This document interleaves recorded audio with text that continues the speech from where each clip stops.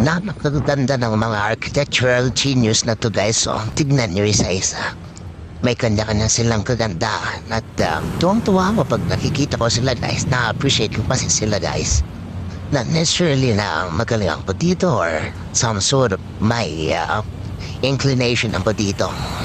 Or I have taken a course like engineering or architecture. But no guys. Well, talagang zero pero ang ganda guys. O tignan itong mga building na to. Lumang building na to. Napakaganda ng mga pagkagawa nila. Ang galing ng mga arkitekto ng mga ito. At man nyo guys, nandito lahat yan sa Maynila. Itong mga buildings na ito.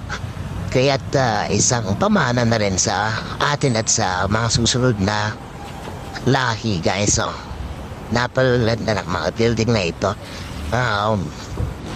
Pasal na dito guys para makita nyo rin ang mga ito. Para masabi nyo rin na oo nga, magandang nga ito.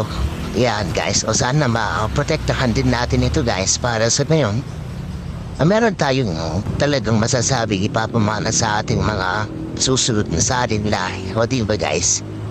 Tara, pasal na dito guys. Dalhin na ang mga kabarkada at mga kaibigan.